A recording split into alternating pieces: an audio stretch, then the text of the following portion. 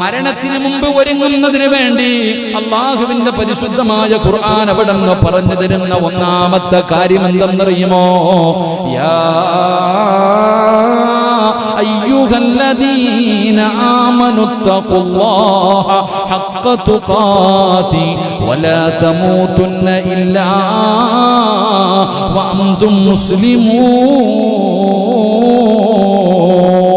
അല്ലാഹുവിന്റെ വിശുദ്ധമായ ഖുർആൻ പറയുകയാ, എന്തായാലും ഒരു ദിവസം മരണം നമ്മളെ തേടി വരും. മരണമുണ്ടെന്നുള്ളത് ഉറപ്പാട്, ഒരു സംശയവുമില്ലല്ലോ. കാരണം നിന്റെ വാപ്പ പോയി, നിന്റെ ഉമ്മ പോയി, നിന്റെ മുൻഗാമികൾ പോയി, നിന്റെ കൂടപ്പറപ്പുകൾ പോയി, നിന്റെ കൂടെ പഠിച്ചവർ പോയി, നിന്നെക്കാളും പ്രായം കുറഞ്ഞവരുടെ മയ്യത്തല്ല നിന്റെ മുന്നിൽ കൊണ്ടുവച്ചു. അതുകൊണ്ട് അല്ലാഹുവിന്റെ ഖുർആൻ അവിടുന്ന് പറയുകയാണ്, ഒന്നാമത്തെ കാര്യം എന്തെന്നറിയുമോ? മനുഷ്യ വലാ തമൂതുന്ന ഇല്ലാ വഅൻതും മുസ്ലിമൂൻ. നീ മുസ്ലിമായിട്ടല്ലാതെ മരിക്കരുത്.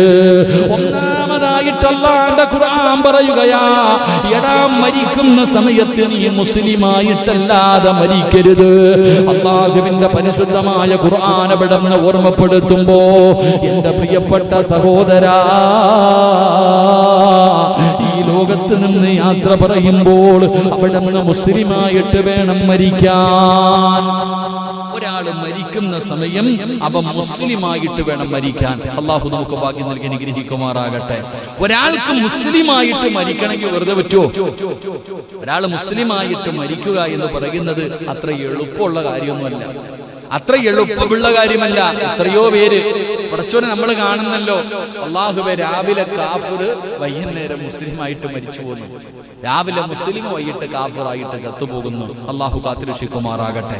എന്റെ പ്രിയപ്പെട്ടവരെ, ഈ മരണത്തിന്റെ അവസാന സമയം, ആ സമയത്ത് നീ ഈമാനോടുകൂടി മരിക്കണം.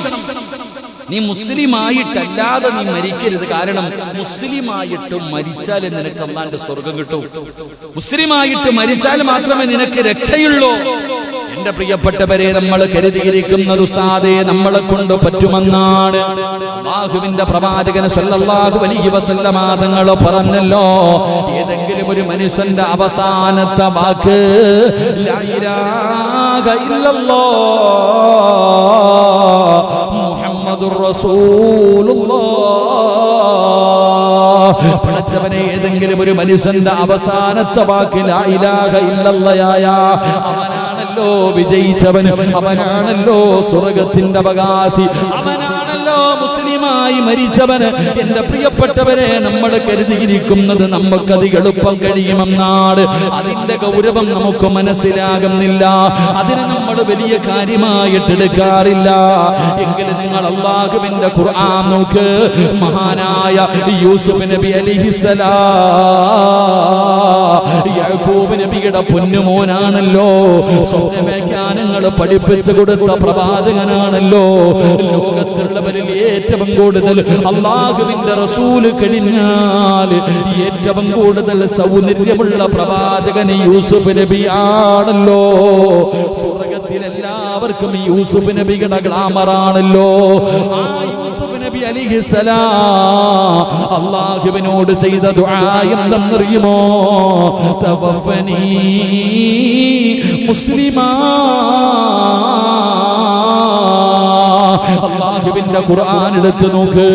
യൂസുഫ് നബിയാണ് ദുആ ചെയ്യുന്നത്, യൂസുഫ് നബിയാണ് ദുആ ചെയ്യുന്നത്. തവഫനി മുസ്ലിമൻ വഅൽഹിഖ്നി ബിസ്വാലിഹീൻ. എന്റെ രക്ഷിതാവായ അല്ലാഹ്, നീ എന്നെ മുസ്ലിമായി മരിപ്പിക്കുകയും സജ്ജനങ്ങളുടെ കൂട്ടത്തിൽ നീ ചേർക്കുകയും ചെയ്യണേ അല്ലാഹ്. ആരാണ് ദുആ ചെയ്യുന്നത്? ആരാണ് ദുആ ചെയ്യുന്നത്? മഹാനായ യൂസുഫ് നബി അലൈഹിസ്സലാം. യൂസുഫ് നബി അല്ലാഹുവിനോട് ദുആ ചെയ്യുകയാണ്. യൂസുഫ് നബി ദുആ ചെയ്യുകയാ, എന്റെ പ്രിയപ്പെട്ട മുസ്ലിമേ,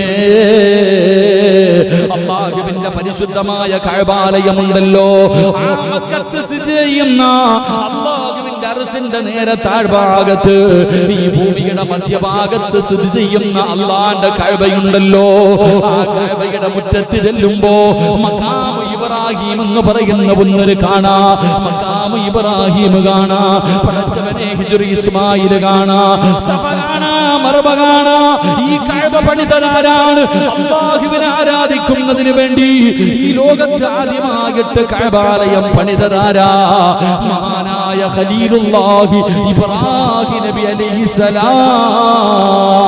അല്ലാഹുവിന്റെ ഖലീലല്ലേ, അല്ലാഹുവിന്റെ ഖലീലല്ലേ.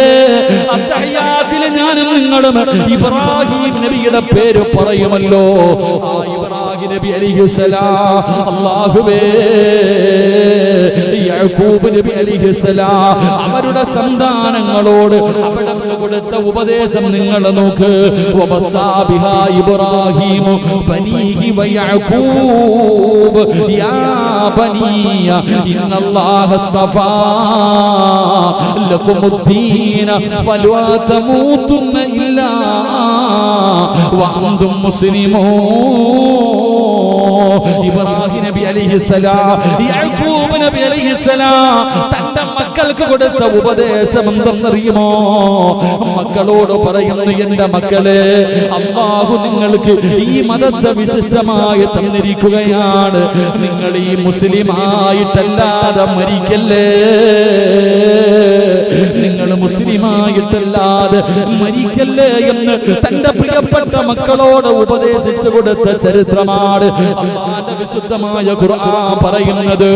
അതുകൊണ്ട് എന്റെ പ്രിയപ്പെട്ടവരോട് പറയുകയാ, വെറുതെ മരിച്ചാ പോരാ, വെറുതെ മരിച്ചാ പോരാ. തവഫനി മുസ്ലിമാ, മുസ്ലിമായിട്ട് വേണം മരിക്കാൻ, വേണം മരിക്കാൻ. അല്ലാതെ മരിച്ചിട്ട് കാര്യമില്ല. മുസ്ലിമായി മരിച്ചാലേ രക്ഷയുള്ളൂ. എന്റെ പ്രിയപ്പെട്ടവരെ, അല്ലാഹു അതിനുള്ള ഭാഗ്യം നൽകുമാറാകട്ടെ. അതിനുള്ള വഴികളാണ് നോക്കേണ്ടത്. അതിനെന്ത് വഴിയാണ്? അതിനെന്ത് വഴിയാണ്? ഈമാനോടുകൂടി മരിക്കണോ, ഈമാനോടുകൂടി മരിക്കണോ. റസൂലുള്ളാഹി പറഞ്ഞല്ലോ, സഹാബാ, അല്ലാഹുവിന്റെ പ്രവാചകനോട് സ്വഹാബത്ത് ചോദിക്കുന്നു, യാ റസൂലല്ലാഹ്, അല്ലാഹുവിന്റെ നബിയേ, എന്താണ് വഴിയേ, എന്താണ് വഴി നബിയേ? റസൂലുള്ളാഹി പോലും ദുആ ചെയ്തില്ലേ? അല്ലാഹുവിന്റെ റസൂലിന് ഉറപ്പില്ലായിരുന്നല്ലോ ഈ ലോകം സൃഷ്ടിക്കാൻ കാരണക്കാരൻ മുത്തുനബിയാണല്ലോ.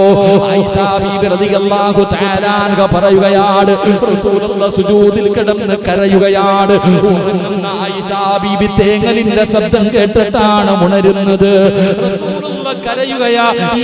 എന്താണ് പടച്ചവരെ? എന്റെ മുത്തുനബി പറയുന്നത് എന്താണ്? നോക്കുമ്പോ റസൂലുള്ളാഹി സുജൂദി കിടന്നിട്ട് എന്തോ പറഞ്ഞ് കരയാ. എന്തേ അല്ലാഹ് പറയണേ? ചെന്ന് നോക്കുമ്പോ പറയുന്നത് എന്തെന്നറിയുമോ? യാ മുഖല്ലിബൽ ഖുലൂബ്, ഹൃദയങ്ങളെ മറിച്ച് കളയുന്ന അല്ലാഹുവേ, എന്റെ ഹൃദയത്തെ നീ ദീനിൽ ഉറപ്പിച്ചു നിർത്തണേ അല്ലാഹ്. റസൂലുള്ളാഹി തങ്ങൾക്ക് പോലും ഉറപ്പില്ലായിരുന്നു. അല്ലാഹു നമുക്ക് ഈമാൻ നൽകുമാറാകട്ടെ. അതുകൊണ്ട് എന്റെ പ്രിയമുള്ള സഹോദരങ്ങളെ, ഈമാനുള്ള ഒരു മരണം അത് വെറുതെ കിട്ടൂല. താടിയും തഴമ്പുള്ളവര് തൂങ്ങി മരിച്ച കഥകളുണ്ട്. അല്ലാഹു കാക്കുമാറാകട്ടെ. അല്ലാഹു